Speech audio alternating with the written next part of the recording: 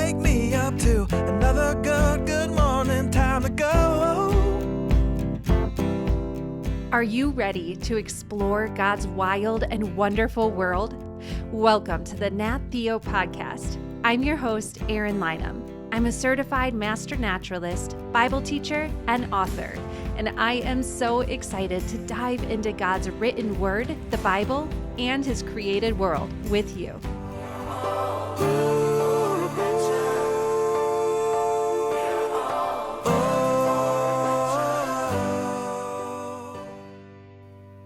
Have you ever watched a little snail crawl across a log or a rock? Can we really even call it crawling? A baby crawls on all fours using its hands and knees. But does a snail crawl? Today's lesson is inspired by some great questions from one of our listeners. Hi, Mr. Elmer.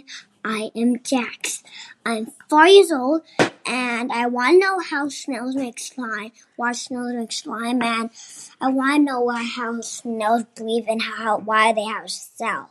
Thanks for your show. Thanks for your show. Bye. Those are great questions, Jax. How and why do snails make slime? How do snails breathe? And why do they have a shell? Snails certainly are fascinating creatures that can leave us with a whole lot of questions, and we are exploring those questions today. Here is our trail map.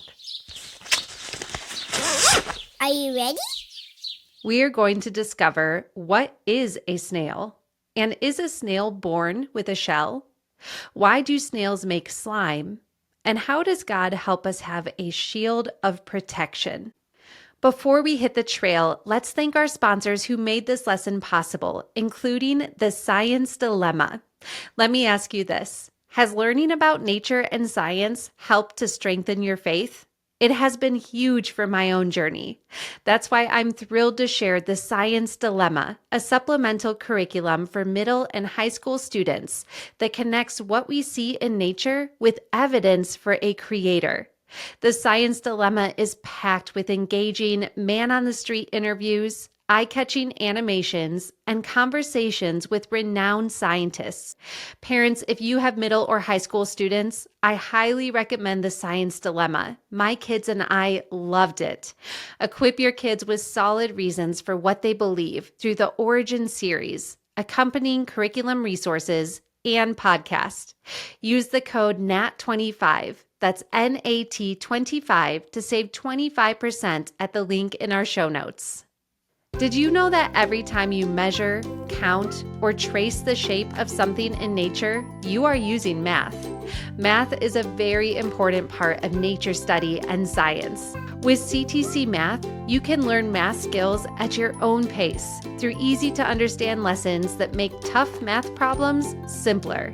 Parents, you can experience peace of mind like I have as CTC Math carefully tracks your students' progress and provides a clear path forward so your child can grow in skill and confidence. Make math a part of your family's journey through God's creation. Try CTC Math for free today at ctcmath.com or at the link in our show notes. It's time for our trivia question. Many snails have something called a dart. What do you think their dart is used for? A, to attack enemies. B, to tell other snails to go away. C, to help snails have baby snails. Or D, to dig a hole. Again, what do you think a snail's dart is for? A, to attack enemies. B, to tell other snails to go away. C, to help snails have baby snails. Or D, to dig a hole. Take a guess and we will find out at the end of today's lesson. And Nat Theo Club members, after this lesson, make sure you click over to the bonus video where we will discover how snails are like little gardeners, helping keep God's wild and wonderful world healthy and full of life. You can find that bonus video in the link in our show notes or in your Nat Theo Club dashboard. Listeners, if you would like to access our weekly activity guides, bonus videos, nature devotions, and Bible and nature scavenger hunts. You can find all of that when you join the Nat Theo Club and also gain instant access to all of our previous content. You can find that link in our show notes. So snails are small, and they're often found in gardens. They might be mistaken as insects. But is a snail an insect? No, it is not. So what exactly is a snail? A snail is a part of a large category of creatures called invertebrates. An invertebrate is an animal that doesn't have a backbone. Instead of bones inside their bodies, they might have a hard shell, like a crab, or in this case, a snail. Or they might have no hard parts at all, like a jellyfish. Have you ever had a balloon animal made for you? Maybe someone used an air machine to put air into a very long balloon, and then they twisted it tightly, creating different sections for, say, a head or a tail or legs, and created a balloon animal for you. That balloon animal can be twisted and bent in all kinds of directions, and that's kind of like an invertebrate creature with no bones. Can you think of any other invertebrates or animals without bones? I'm going to play music for a few moments, and I want you to see if you can think of any.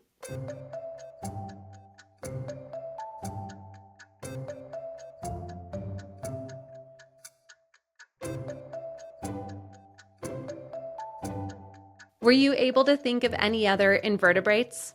Some other invertebrate animals include crabs who walk sideways and have a hard outer shell, butterflies that has colorful wings and started life as a caterpillar, an octopus with 8 bendy arms and no bones at all, a spider that spins silky webs to catch food, an earthworm that helps keep the soil healthy and wriggles without bones, coral that might look like a plant or a rock but is actually made of tiny sea animals, or a squid that you can find in the ocean. And did you know that all insects are invertebrates? That's right. Insects don't have backbones at all. God created a whole lot of amazing creatures without backbones. Some backboneless invertebrates have hard outer shells that they shed and regrow, such as a crab or a cicada insect. But some invertebrates keep their hard shell throughout their lives, including the snail. This brings up another great question from one of our listeners.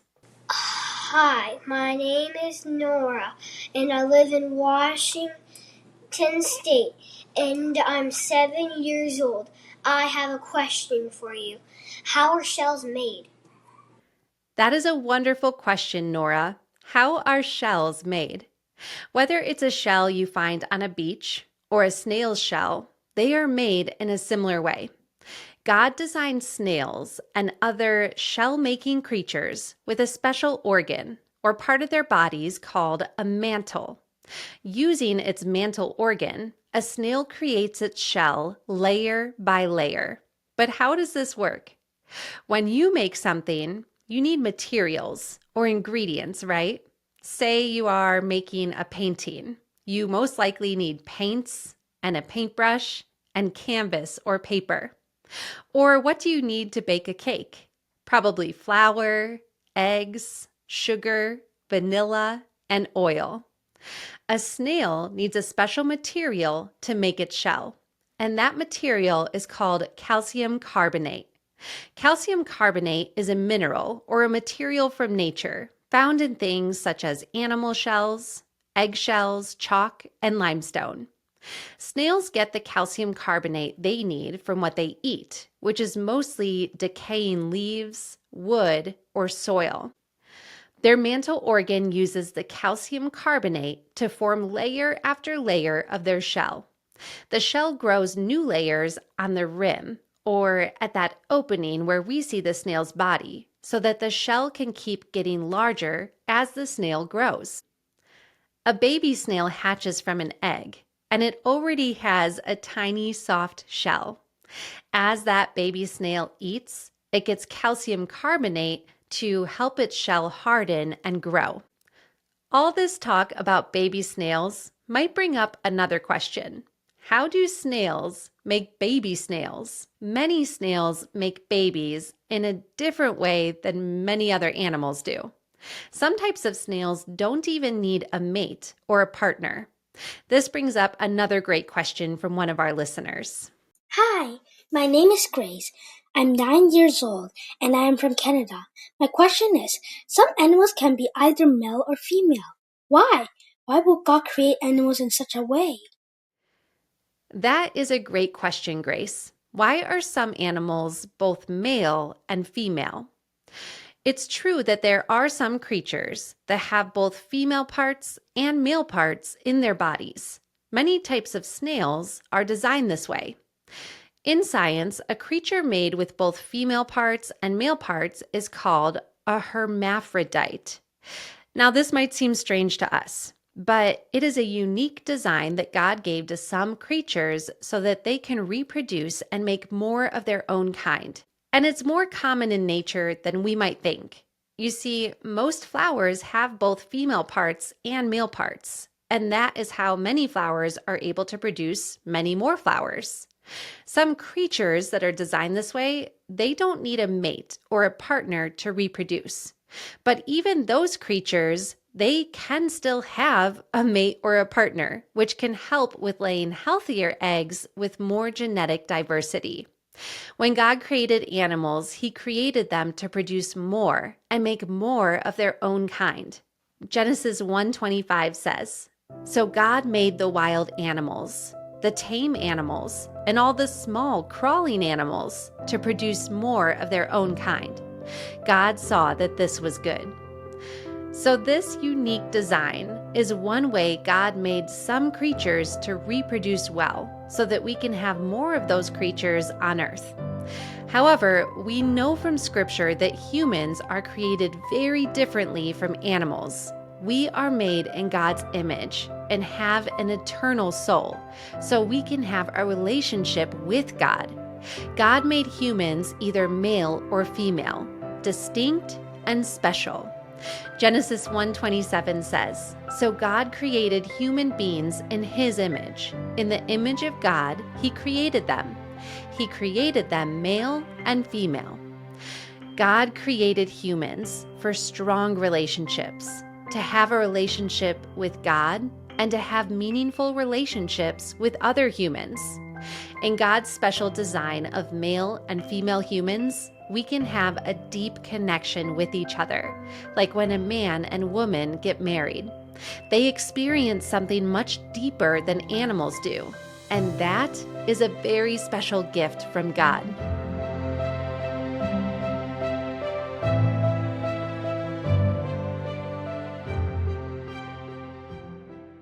All right, we learned about a snail's shell, but at the beginning of our lesson, Jax had some other questions. He asked about a snail's slime and how they breathe.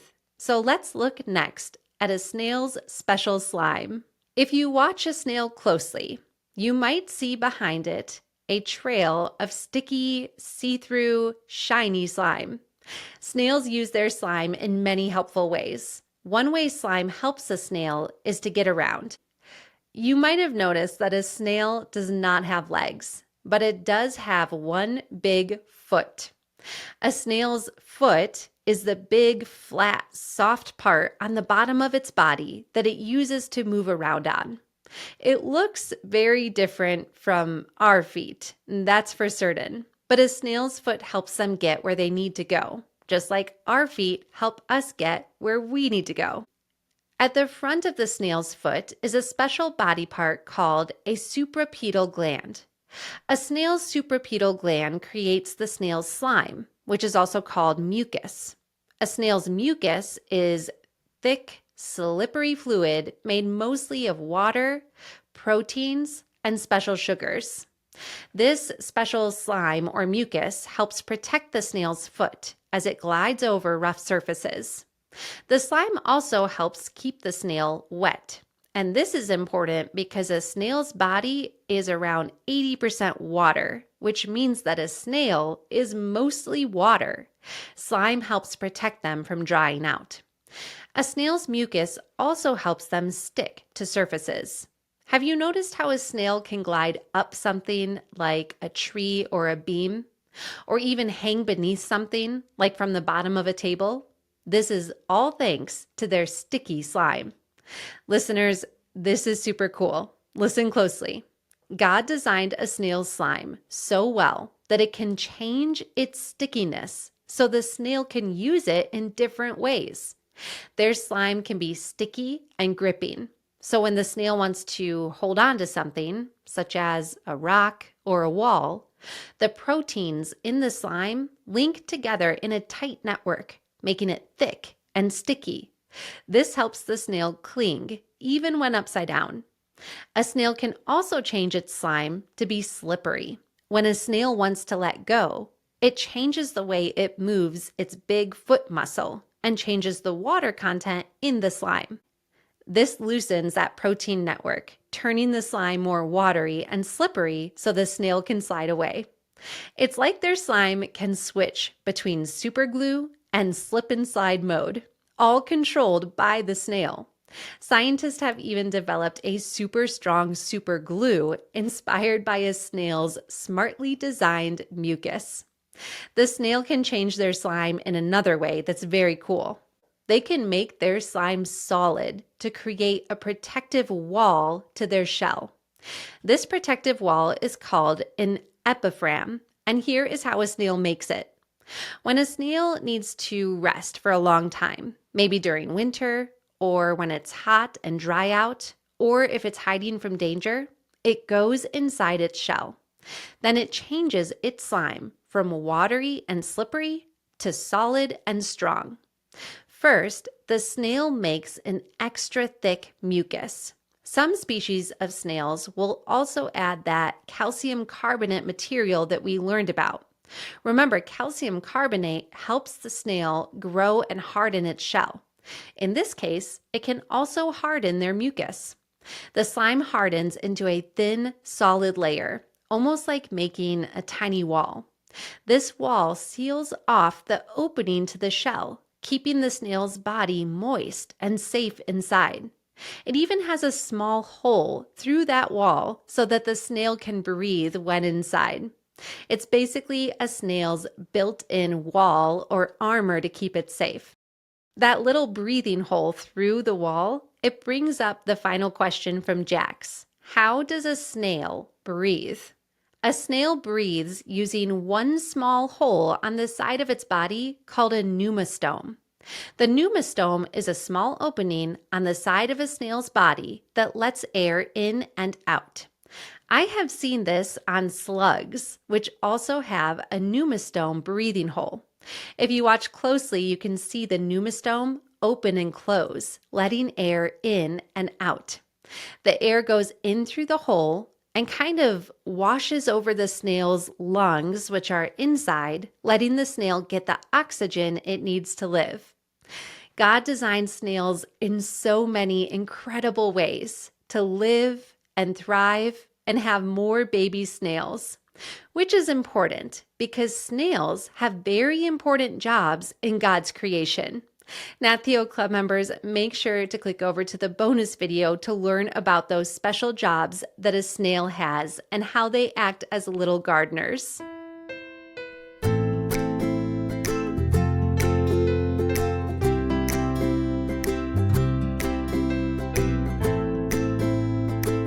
Think about that protective wall that a snail can create with its mucus to stay safe inside its shell. In a similar way, listeners, sometimes we need to stay safe from dangers. The good news is God Himself is a protective shield around us. Psalm 3:3 says, "But you, O Lord, are a shield around me. You are my glory, the one who holds my head high." God is always protecting us, and God always helps us to know how to protect ourselves. What do you think we might need protection from? Maybe lies from the enemy, or bad ideas, or hurtful thoughts, or bad attitudes, behaviors, or habits. You see, the enemy, Satan, he is always trying to trick and trap us. and Satan is pretty smart. But God is much, much wiser and more powerful. Just as God designed the snail to smartly change its slime and create a strong shield, God has smart ways for us to stay safe. And we can work with God to create a shield around us, protecting our hearts, minds, and eyes. Let's look closely at each of those. Proverbs 4:23 says, "Guard your heart above all else, for it determines the course of your life." As we read, study, and memorize God's word, our hearts stay protected by His truth, and we can stay on His paths, which always lead to good. And what about protecting our minds? Romans 12:2 says, "Do not be shaped by this world. Instead, be changed within by a new way of thinking. Then you will be able to decide what God wants for you. You will know what is good and pleasing to Him and what is perfect." Listeners, one danger that we face is the danger of being shaped by those around us who do not follow God. We can stay safe by being shaped instead by God's truth that's found in the Bible. And finally, how do we protect our eyes? Psalm 101 verse 3 says, "I will not set before my eyes anything that is worthless." The word here for worthless can also be translated as wicked. We can protect our eyes by not watching, reading, or looking at anything that is worthless or wicked, but instead looking at everything that is good, beautiful, and true.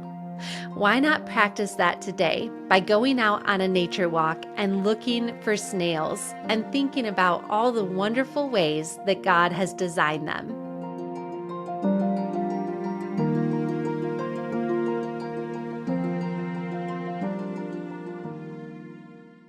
It's time now to answer a question from one of our listeners. Today's listener question is made possible by the Marine Biology Trips by Evidence for Faith.